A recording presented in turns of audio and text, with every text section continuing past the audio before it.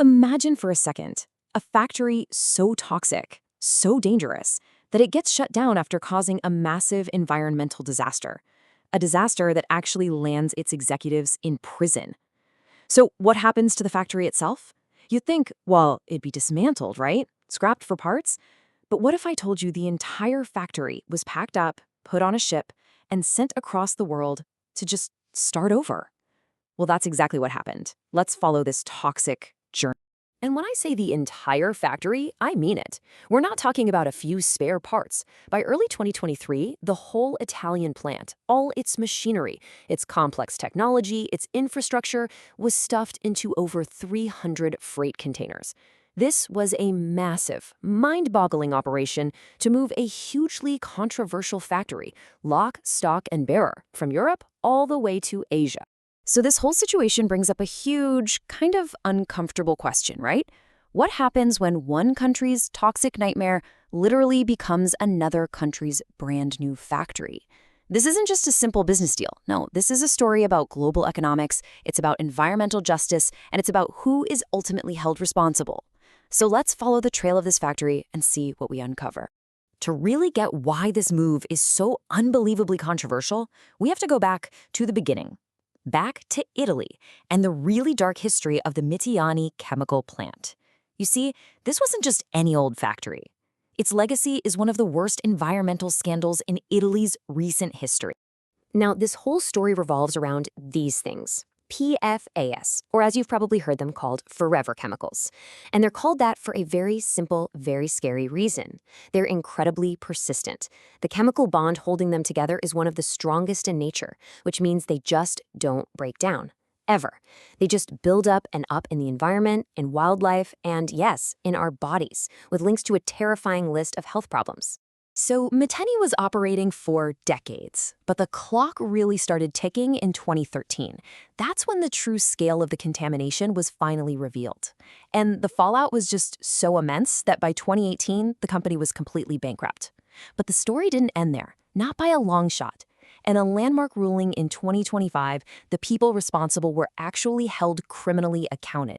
And just try to wrap your head around the scale of this disaster. A giant contamination plume poisoned the drinking water for 350,000 people. The health consequences were just devastating. A 2024 study even linked the pollution to 4,000 excess deaths from things like cancer and heart disease. This wasn't just an accident, it was a full-blown public health catastrophe. And behind all those shocking statistics are real families, real people. This quote from an activist, Michela Piccoli, just captures the human cost so perfectly. You had groups like Mothers Against PFAS forming after parents found out their own kids had high levels of these chemicals in their blood. Their fight for justice started small, but grew into this powerful national movement. And the Italian justice system? Well, they came down hard. The court found that these former executives were guilty of knowingly poisoning the water supply. The combined sentence was 141 years in prison. This wasn't some fine or a slap on the wrist. This was a clear, powerful signal that this kind of corporate negligence has severe criminal consequences. Okay, so while Miteni's story was ending in an Italian courtroom, its physical assets, the factory itself, were about to get a second life. An Indian company, Laxmi Organic Industries, saw a huge opportunity here. They made a move that would reignite the entire controversy, but this time on a global scale. For Lakshmi, this was a strategic gold mine. I mean, look at this list.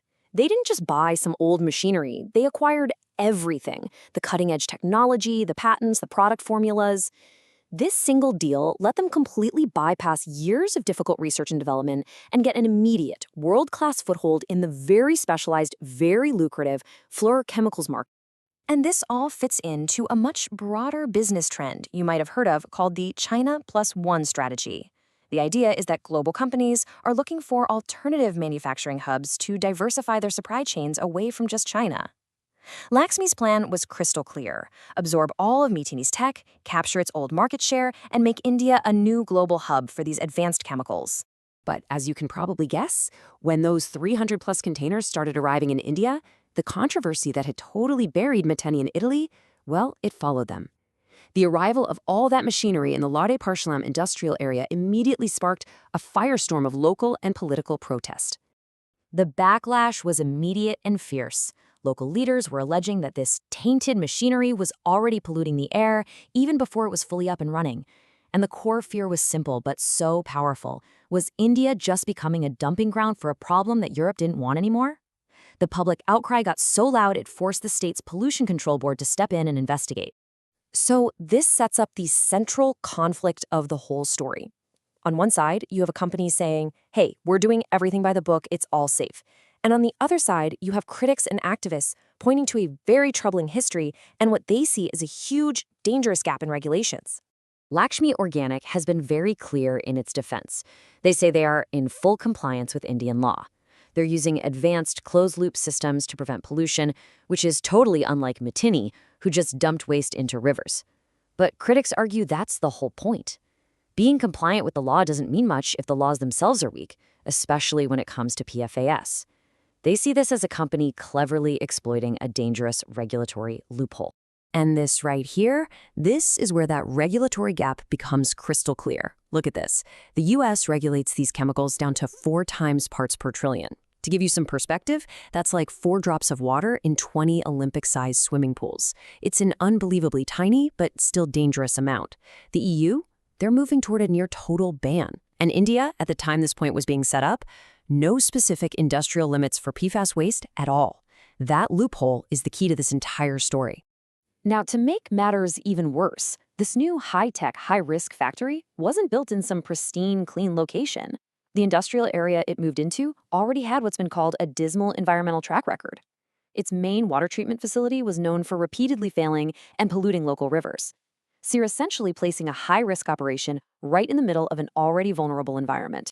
So let's zoom out for a minute, because this story is about so much more than just one factory.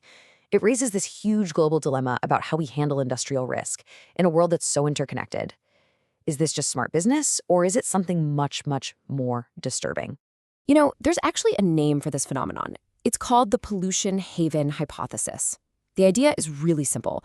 When regulations get tight and expensive in one country, polluting industries don't just disappear. They relocate. They pack up and move to places with weaker laws to cut costs and keep doing things that would be illegal back home. The Miteni Lakshmi story is a textbook example of this in action. But here's the detail that is just truly jaw-dropping. The last CEO of Miteni, the guy in charge during the disaster, a man named Antonio Nardone, he was appointed as a director at Lakshmi Organic's Italian company. And then, in June 2025, this same man was sentenced to over 6 years in prison for his role in that disaster. For critics, this is the smoking gun. This continuity in leadership proves their point that this isn't a new chapter. It's just the old Miteni business model operating under a new name in a new country. And all of this leaves us with a really big, lingering question. When a factory with a known toxic history is simply moved from a place with strict rules to a place with weak ones, what does that really say about our global system? Are we actually solving our biggest environmental problems, or are we just outsourcing them to someone else's backyard?